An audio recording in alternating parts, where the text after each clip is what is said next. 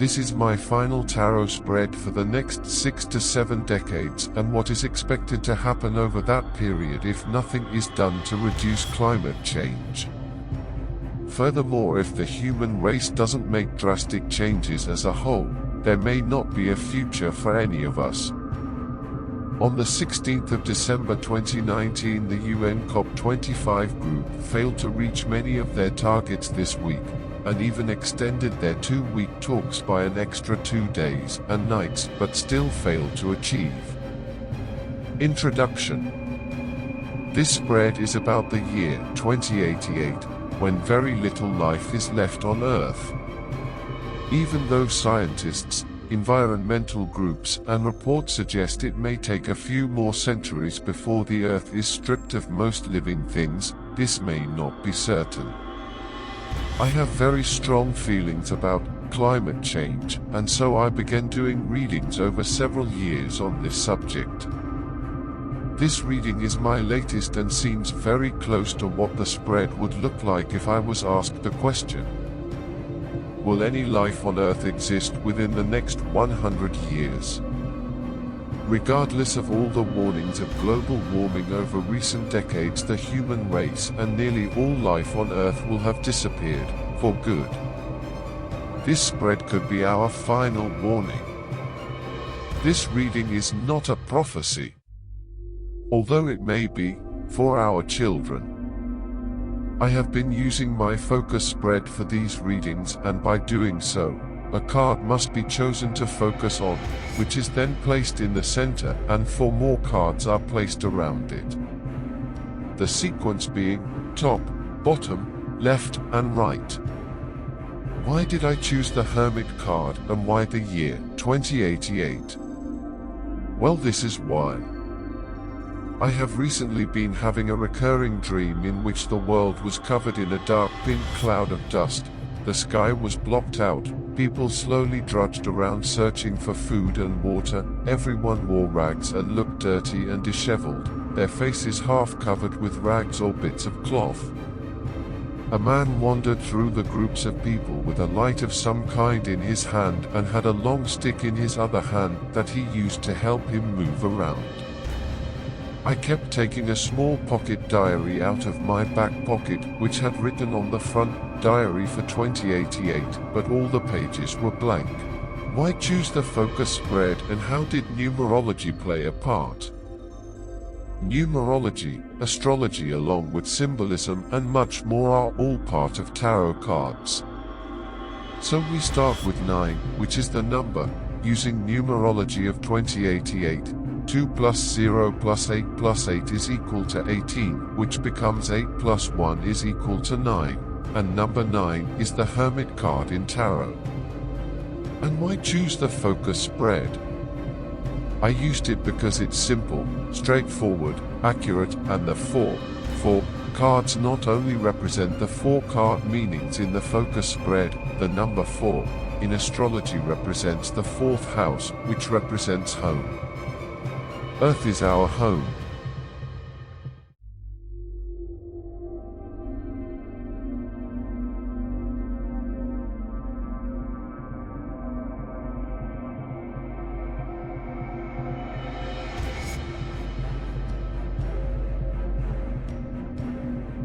The focus card. In this spread, it's the Hermit card, which is also the theme.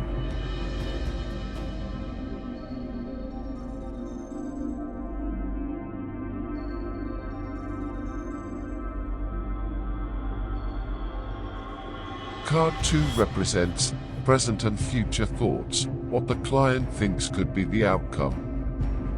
Card 3 represents present and past manifestations, what was happening and still is. Physical. Card 4 represents past and present thoughts, what the client has already experienced. Card 5 represents present and future manifestations, what is to come, unless changed by the client. Combinations of cards in a spread can indicate certain meanings, and 3 5s in this spread mean that a solid routine and regular cycles are necessary to positively influence the situation. In other words, by keeping doing the right things we can and will ensure a positive outcome. After 2 weeks and an extra 2 days, the climate change group still failed to agree to reduce carbon emissions, which are destroying our atmosphere. China and India have refused to reduce their use of burning coal. Card 1, Center. The theme of the reading, the card being focused on the Hermit. Astrological correspondence, Virgo. Keywords: awakening, enlightening, shedding light, the key to a situation, crisis, isolation. Description: the Hermit card symbolizes meditation, reflection, and solitude. As one of the cards resembling old age, it also represents bearing the light of wisdom, looking into the unconscious, observing dreams. There is an emphasis on peace and patience, by which maturity is reached, and a striving to connect to the higher spiritual self. The Hermit also depicts the spiritual leader, the taskmaster who leads with purpose, conscience, and wisdom. A mature person, the Hermit symbolizes deliberation about which path to follow, reassessment of achievements and goals, and taking the time to reflect and plan. In a negative environment, this card can resemble excessive isolation, lack of communication, intolerance, crisis, and doubt. The Five of Wands. Astrological correspondences, Saturn in Leo. Keywords: conflict and chaos, arguments and verbal battles, tension, strain, delays and difficulties. Description: the Five of Wands indicates that events beyond our own control are working at cross purposes to cause delays, difficulties, and tensions. It may well appear that the persons involved believe they have the situation under control, but forces outside of their sphere of influence are actually calling the shots. Saturn in Leo. The following information is the characteristics of this card. If you have Saturn in Leo, you possess diplomatic, organizing, executive, and leadership ability along with a strong will. You tend to be self-reliant, conservative, and are extremely efficient. You may have difficulty expressing your emotions and your affections, which may make you appear cold and unloving. You need love, but may not know how to go about giving or receiving it, thus you may isolate yourself from others. Your love is motivated by strong feelings of duty and responsibility, and you show your love by taking care of business and doing what is required, or by giving material things to loved ones instead of yourself, which is what they really want.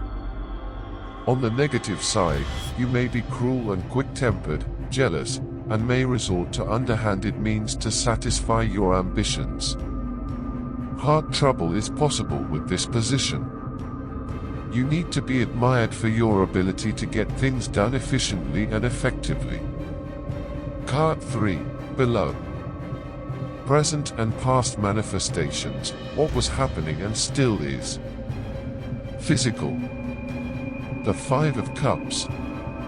Astrological correspondence, Mars in Scorpio. Keywords: sorrow, disappointment, unhappy. Description: Five of Cups is a melancholy card. The person in question has been disappointed in some way, and is therefore a little depressed. The depression is not as great as that of the moon, but he or she is nevertheless unhappy. Even though they feel let down, they will be able to learn to help build upon a better future. Loss of a relationship, sorrow, emotional hurt, and feeling of worthlessness. However, although the card seems to be grim, the outlook is good and urges you to stop crying over spilt milk and look in another direction for happiness. Mars in Scorpio, characteristics of this card. If you have Mars in Scorpio, you are extremely strong-willed and you pursue your goals and desires with passionate dedication and determination. You are capable of total concentration and tremendous discipline, and you are very difficult to influence once your mind is made up. When you want something, you can be very one-sided and almost obsessed with it. You tend to be secretive and you do not want others to know what your plans are. You tend to be instinctive, perceptive, determined, strong-willed, stubborn and magnetic. You have deep emotions and may occasionally show a primitive side. You need to learn self-discipline or your desired nature will rule your life, probably causing great sorrow in the end. You must learn to control your jealousy and possessiveness in matters of love. A certain amount of detachment in relationships would probably be good, and this, of course, would include your tendency to treat loved ones as possessions. You are very forceful in a quiet and subtle way, and others may have difficulty in seeing or understanding your motives. You can manipulate people in a way that is not obvious to them or others.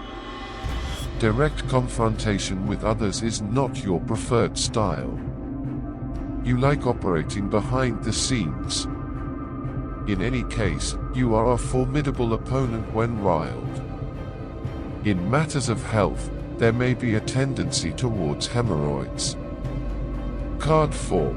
Left.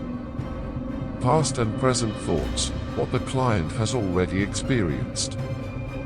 The 5 of Coins.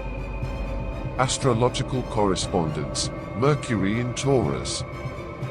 Keywords, down and out, poor, desolate, bad news, very negative.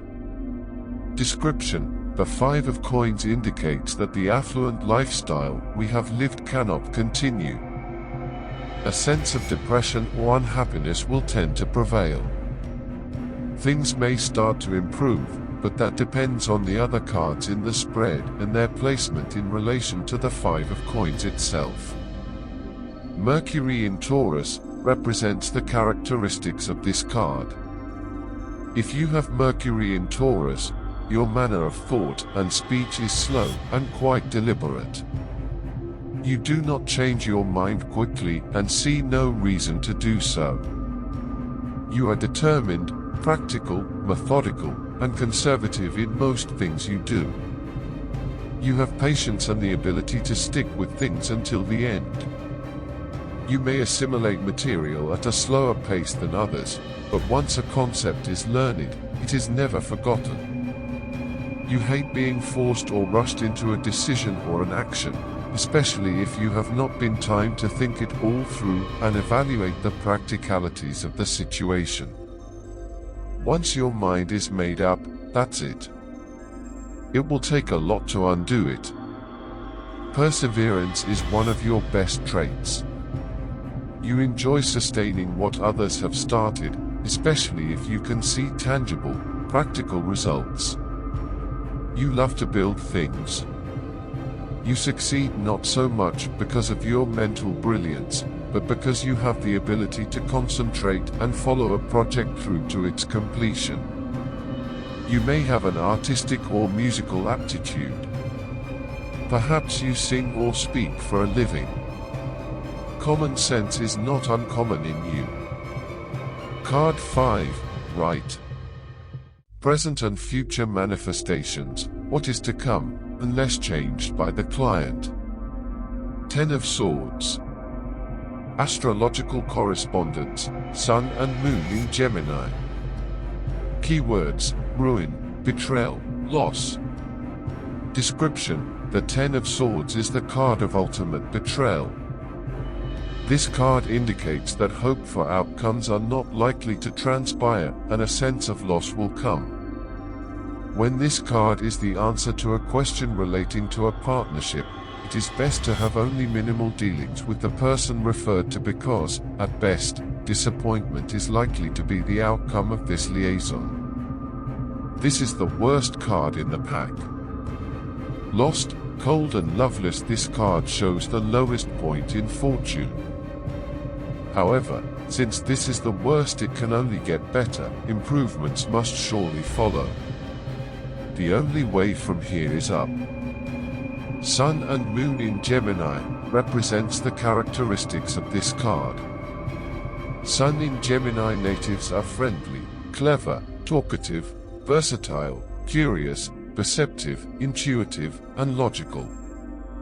At times, they can also be quite contradictory, restless, two-faced, critical, and impatient.